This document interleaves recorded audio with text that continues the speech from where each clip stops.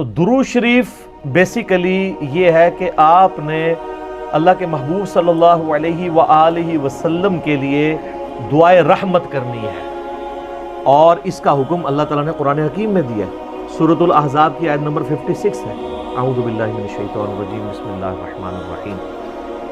ان اللہ وملائکتہ یصلون علی النبی یا ایھا الذین آمنوا صلوا علیہ وسلموا تسلیما اللہم صل علی محمد وعلی آل محمد کما صلیت علی ابراہیم وعلی آل ابراہیم انک حمید مجید اللہم بارک علی محمد وعلی آل محمد کما بارکت علی ابراہیم وعلی آل ابراہیم انک حمید مجید۔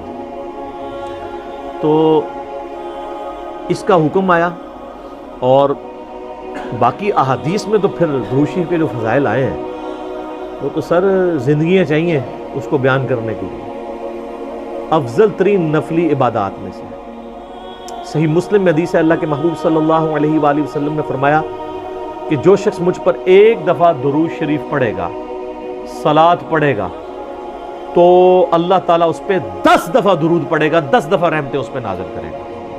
تو اللہ کی رحمت 10 دفعہ، اللہم صلی علی محمد وعلی آل محمد۔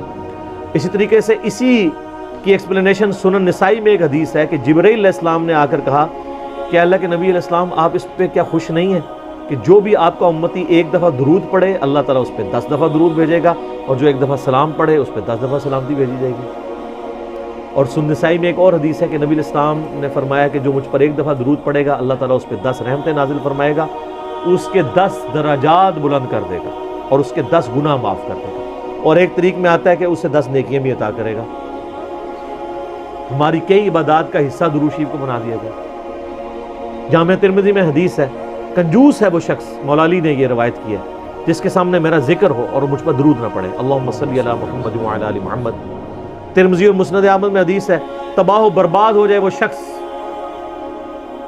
کہ جس کے سامنے میرا ذکر کیا جائے وہ مجھ پر درود نہ پڑے، اللہم صلی علی محمد وعلی آل محمد۔ اور یہ تو ڈیٹیل آتی ہے پھر وہ مستدرک الحاکم میں، نبی علیہ السلام وہ ایک سیڑھی پہ چڑھے، کہا آمین، دوسری پہ، تیسری پہ، تو صحابہ نے کہا یہ آپ نے آمین کیوں کہا؟ تو کہا کہ جبرائیل علیہ السلام میرے پاس آئے تھے، انہوں نے کہا تباہ و برباد ہو جائے وہ شخص، ناک خاک آلود ہو اس کی، کہ جو آپ کا ذکر سنے اور درود شریف نہ پڑھے۔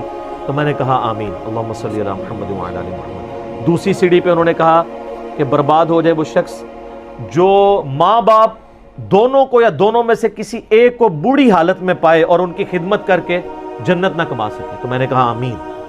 اور تیسری سیڑھی پہ انہوں نے کہا جو رمضان کا مہینہ پائے اور اپنی مغفرت نہ کروا سکے تو تباہ و برباد ہو جائے وہ شخص، تو میں نے کہا آمین۔